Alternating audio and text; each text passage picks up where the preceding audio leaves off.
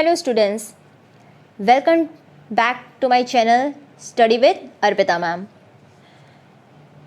हमारे next video में हम पढ़ने जा रहे हैं अब that is about the finding out about craft production.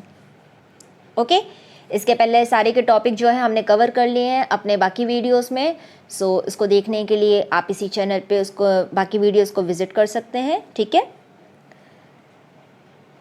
अब हम पढ़ने जा रहे हैं क्राफ्ट प्रोडक्शन के बारे में, मतलब वहाँ पर क्या क्या चीज़ें मिलती थी और कैसे बनती थी, ठीक है, क्या डिज़ाइन शेप्स रहते होंगे।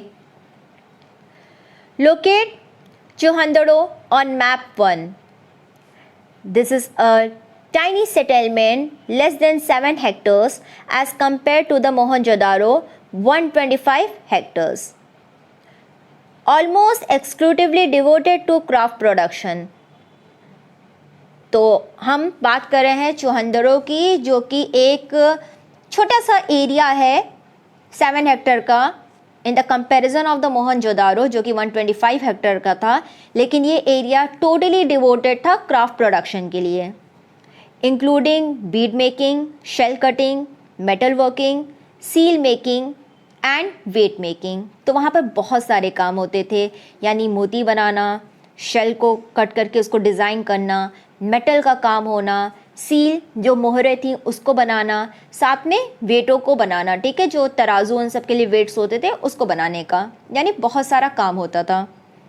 The variety of materials used to make beads is remarkable. Stones like carnelian of a beautiful red colour, जैसे समझ लो आपके हीरे और कोहिनूर वाला कंटेंट है, तो उस ज़माने में भी जो आपके नग मिलते थे तो वो वाला कंटेंट, ठीक। तो जो आपके बीड्स बनाने के लिए यानी मोती बनाने के लिए जो मटेरियल्स यूज़ होते थे वो बहुत तरह के थे, जैसे स्टोन्स लाइक कार्नियन जो कि एक रेड कलर का पत्थर होता था, जास्पर अभी लास्ट टॉपिक में ही हमने पढ़ा है, ठीक है, क्रिस्टलाइन, क्वार्ट्ज एंड स्टेटाइट, इन सब का इस्तेमाल किया जाता था बीड्स को बनाने के लिए, ठीक। वही दूसरी तरफ मेटल्स जैसे कि कॉपर, ब्रॉन्ज, गोल्ड, ये भी यहाँ पर मिलते थे, यानी इसका प्रोडक्ट्स बनाए जाते हैं। कॉपर के बर्तन होते होंगे, डिज़ाइन ब्रॉन्ज के लग्जरियस आइटम होते होंगे, गोल्ड की ज्वेलरीज, अभी लास्ट टॉपिक में पढ़े हैं कि गोल्ड की ज्वेलरीज बनती थी, तो मेटल्स मिलते थे। वही शेल, फेनेंस एंड टेरिकोटा और बर्न क्ले, शेल की ज्वेलरीज या डेकोरेटिव आइटम्स। फेनेंस का आप फेनेंस पढ़े ही हो कि पॉट में के रूप में आपको मिला है उसका सबूत, और ये बहुत एक्सपेंसिव, ये प्रीशियस मेटल प्रीशियस प्रोडक्ट्स होते थे, ये बहुत महंगा आइटम है, तो लग्जरियस कंटेंट में इसको डाला गया है। और टेरिकोटा और बर्न क्ले यानी कि एक तरह से मिट्टी के बनी हुई चीज़ें, ठीक है। टेरिकोटा आइडियली मिट्टी नहीं है, लेकिन आपको बस समझाने के लिए इसलिए उसको मैं मिट्टी से लिंक कर दे रही हूँ। Some beads were made of 2 or more stones cemented together. Some are stones with gold caps. तो stones क्या हैं, जैसे आप देखते हो आपकी जो ज्वेलरीज होती हैं वहाँ पर क्या होता है, कई सारे चीज़ों को मिला के बनाते हैं ना, तो 2 स्टोन्स को तोड़कर उसको सीमेंट करके यानी सीमेंट से कनेक्ट करके एक डिज़ाइन बनाया जाता था। तो कई ऐसे आपको मोती मिलेंगे जिसमें 2 स्टोन्स का इस्तेमाल किया गया है, कई ऐसी मोती मिलेंगे जिसमें गोल्ड के कैप का इस्तेमाल किया है डिज़ाइन बनाने के लिए, ठीक। तो आपको उसमें भी वेरिएशंस मिलते हैं। Some shapes were numerous, disc shape, cylindrical, spherical, barrel shape, segmented, okay. तो जो आपको शेप्स मिलेंगे वो भी क्या है, उसमें भी वेरिएशंस नज़र आ रहे हैं। कुछ आपको डाइस के उसमें हैं, ठीक है, कुछ सिलेंड्रिकल डिज़ाइन में है, कोई स्पेरिकल है, कोई बैरल शेप में है, तो कुछ क्या है आपके सेगमेंट में है, ठीक है, सेगमेंट कंटेंट में छोटे छोटे पार्ट्स में डिज़ाइन बने हुए हैं, एक पार्ट एक डिज़ाइन, एक पार्ट एक डिज़ाइन, तो उस तरह से चीज़ें बनी हुई हैं। सम वर डेकोरेटेड बाय इंस्क्राइसिंग और पेंटिंग, कुछ ऐसे भी हमें मिले हैं मोती जिस पे क्या है आपका एक तरह से नक्काशी की गई है, ठीक है, उस पर काम किया गया है, कुछ पे पेंटिंग की गई है, किसी पे जो है डिज़ाइन या पैटर्न बनाए गए हैं, ठीक है। Some have design and tested on to them, so हमें क्या है, कुछ मूर्तियों पे डिज़ाइन बने हुए मिले हैं, तो हमें वेरिएशंस मिलते हैं, ठीक है, बहुत सारी चीज़ें वहाँ पर हमें मिल रही हैं। Techniques for making beads different accordingly to the material. अब डेफिनेटली हर एक प्रोडक्ट बन रहा है तो सेम ही तरह की टेक्निक थोड़ी अपनाओगे। गोल्ड को और एक पत्थर की चीज़ें बनाने में फ़र्क होगा। गोल्ड को पिघलाओगे, उसको सांचे में डालोगे, तब उससे कोई चीज़ बनेगी।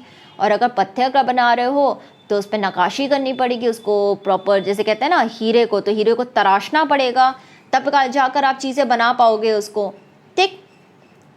तो उसी तरह से हर चीज़ को बनाने का एक अपना टेक्निक होता था। Steatite, a very soft stone, was easily worked. Steatite अभी हमने पीछे पढ़ा ना, तो स्टेटाइट का एक बहुत सॉफ्ट स्टोन है जहाँ पर, जिस पे बहुत आसानी से काम किया जा सकता था। Some beads were moulded out of a paste made with steatite powder. तो कई ऐसे बीड्स होते थे जिसको क्या कर दिया जाता था, जैसे गूंथ के, ठीक है, उसको जैसे क्ले होता है ना, क्ले से आप कोई भी चीज़ बना सकते हो, उसी तरह से बहुत सॉफ्ट मटेरियल था ये, तो उससे भी क्या होते थे, आराम से बीड्स मोल्ड कर दिए जाते थे। This permitted making a variety of shapes, क्योंकि वो सॉफ्ट है, ठीक है, पाउडर से बनाकर उसको प्रॉपर क्ले टाइप इस्तेमाल कर रहे हैं, तो हर तरह का शेप उसमें बन पा रहा है, ठीक है, और आसान भी है क्योंकि वो किसी भी तरह के शेप में अपने आप को ढाल सकता है, ठीक है। तो उसको वेरियस शेप में लोग बनाना शुरू किए उससे ज्वेलरी या products. Unlike to the geometrical forms made out of the harder stones, तो जो आपका स्टेटाइट है उससे ज़्यादा आसान था वेराइटी ऑफ शेप्स देना इन the comparison of the stones products, okay, क्योंकि स्टोन्स को आप बहुत लिमिटेड वे में ही तोड़ सकते हो, ठीक है ना। आप सर्कल बना दिए या आप उसको स्क्वायर टाइप काट दिए, ट्रायंगल तक कर दिए, पर आप उसमें बहुत ज़्यादा डिज़ाइन नहीं बना सकते हो।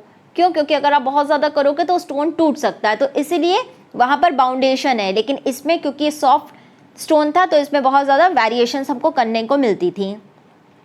How the steatite microbead was made remain a puzzle to remains a puzzle for archaeologists studying ancient technology। लेकिन इसी स्टेटाइट से जब बहुत ही छोटी मोतियाँ टाइप का स्ट्रक्चर बनाया गया तो लोग समझ नहीं पाए कि कैसे बना होगा।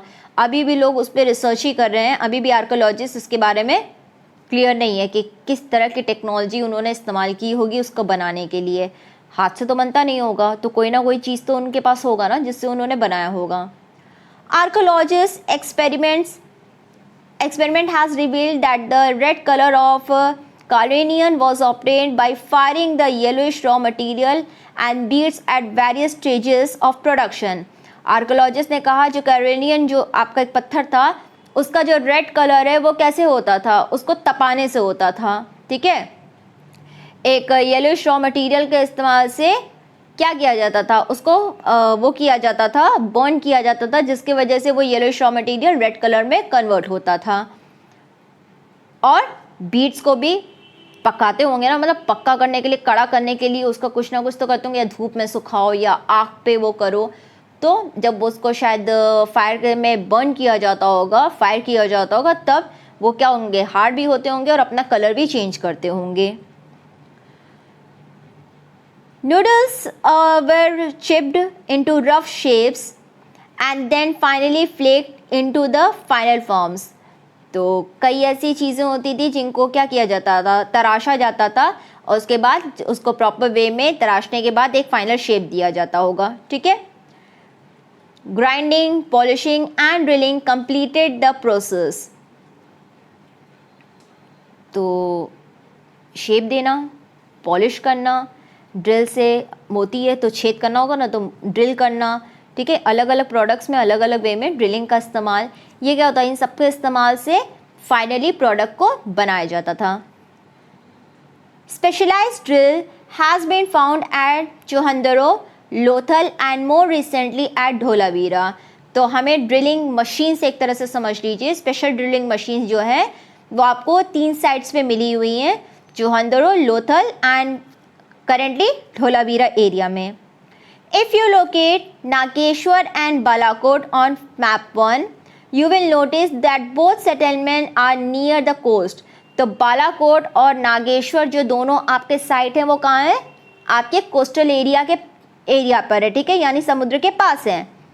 These were specialized center for making shell objects.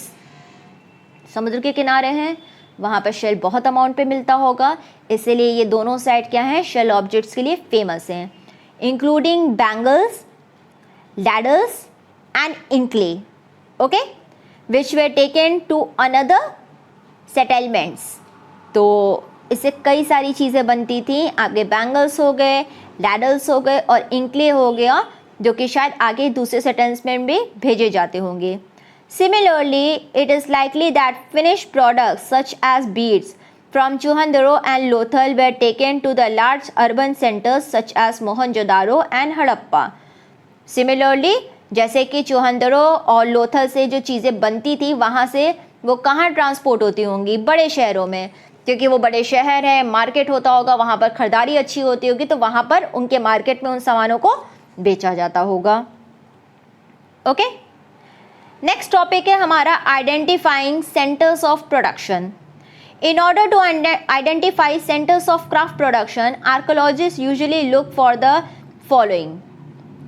अब आपको कैसे पता होगा कि कोई पर चीज़ें कोई जगह जो है सामान बनता होगा? जैसे हमारे घर में पेंटिंग होती है तो हमें पता चल जाता ना कि घर में पेंटिंग हो रही है, बाहरी को भी पता चल जाएगा। क्यों? पेंट की महक, पेंट के डब्बे, सफाई, पूरा paint brush and so on, सारी चीज़ें नज़र आएंगी तो पता चल जाता है हाँ घर में पेंटिंग इनके हो रही है, ठीक। या घर पे अगर काम चल रहा हो किसी के तो पता चल जाएगा, सीमेंट बालू सब नज़र आएगा उनके घर के बाहर। तो यहाँ पर भी कहा जा रहा है कि आर्कोलॉजिस्ट कैसे पता किए होंगे कि कहीं पर कोई सामान बनता होगा, कोई एरिया जो है वो क्राफ्ट प्रोडक्शन का एरिया होगा, ठीक है। Raw materials such as stone, minerals, whole shells, copper ores, tools, unfinished objects, rejects and waste materials. कैसे पता चला? रॉ मटेरियल्स के सबूत मिले होंगे, ठीक है, शेल्स, कॉपर ओर, ठीक है, टूल्स जिससे ज्वेलरी बनाई जाती होगी, और कुछ ऐसे प्रोडक्ट्स जिसको लोग पूरा कंप्लीट नहीं कर पाए होंगे, या कुछ ऐसे प्रोडक्ट्स जो कि शायद रिजेक्ट किए गए होंगे, नहीं ठीक से बने तो वहाँ फेंक दिए गए होंगे, या कोई सामान को बनाते हुए जो वेस्ट बचा होगा वो वहाँ पर मिला होगा। तो इन सब के बेस पे हमें पता चला कि ये सेंटर्स क्या होंगे, आपके क्राफ्ट प्रोडक्शन वाले एरियाज होंगे, okay. In fact waste is one of the best indicator of craft work. अब वेस्ट आपका बेस्ट इंडिकेटर हो गई, जैसे घर में पेंटिंग होगी तो पेंट पता चल जाएगा है, ठीक है, पेंट के डब्बे हमारे लिए वेस्ट हैं, ठीक, ब्रश व्रश फेंके होंगे, घर पे अगर कंस्ट्रक्शन वर्क हो रहा है तो सीमेंट बालू या उसकी सीमेंट की बोरियां फेंकी होंगी तो पता चल जाता है। इसी तरह से जो वेस्ट है वो सबसे बेस्ट है इंडिकेटर है क्राफ्ट साइट्स का। क्यों? क्योंकि हमें ये भी पता चल जाएगा कि कौन सी चीज़ बनती होगी वहाँ पर। मोस्ट इम्पॉर्टेंटली सिर्फ हमें ये नहीं पता चलेगा कि वो सेंटर है क्राफ्ट प्रोडक्शन का, बल्कि ये भी पता चलेगा कि कौन सी चीज़ वहाँ बनती होगी, तो इसलिए वो बहुत एक अच्छा इंडिकेटर था। For instance, if shell or stones is cut to make object, then pieces of these materials will be discarded as waste at the place of production. अभी मैंने आपसे कहा कि जो चीज़ बनेगी उसका वेस्ट हमें ज़रूर वहाँ पर मिलेगा, और चीज़ वेस्ट को पाने से हमें पता चल जाएगा कि क्या चीज़ बनती होगी वहाँ पर। सालों बाद उसी वेस्ट से हमें पता चल जाएगा कि क्या चीज़ें बनी होंगी इन एरिया में। तो सिमिलर हियर ऑल्सो, ओके। तो शेल और स्टोन्स को जब काटा जाता होगा किसी चीज़ को शेप देने के लिए, तो वो वेस्ट क्या उन एरियाज में बचा रहा, तो इससे हमें पता चल गया कि कौन सी चीज़ बनती होगी इन स्पेसिफिक एरियाज में, okay. Sometimes larger waste pieces were used up to make smaller objects. Diamond में अगर आपका एक सॉलिटेयर कंटेंट निकलता है, एक बड़ा नग निकलता है, तो क्या हम उसके टुकड़े को फेंक देते हैं? बिल्कुल भी नहीं, उसके हर एक टुकड़े की कीमत होती है। तो जो तराशने के बाद जो उसके टुकड़े बचते हैं उसको फिर से शेप किया जाता है, और तब तक उसका इस्तेमाल किया जाता है जब तक हमें बिल्कुल भी ना के बराबर चांस हो कि अब इसका इस्तेमाल नहीं कर सकते। आपकी गोल्ड की रिंग में जो छोटे छोटे नग्स लगते हैं डायमंड के, या आपके प्लैटिनम के उसमें जो छोटे छोटे नग्स डायमंड्स के मिलते हैं, वो क्या है? वो जो मेन आपका एक बड़े डायमंड का नेक बनता है, जो एक तराशा जाता है, उसको जब तराशा जा रहा है तब उस समय जो उसके पीसेस बचेंगे उस पीसेस से वो छोटे नग बनते हैं। तो यहाँ पर भी क्या है कि जब एक बहुत बड़े पीस से का से वेस्ट बचता था, मतलब बड़े एरिया का वेस्ट बचता था, बड़ी चीज़ के रूप में वेस्ट बचता था, तो उसको भी इस्तेमाल कर लिया जाता था छोटे ऑब्जेक्ट्स को बनाने के लिए।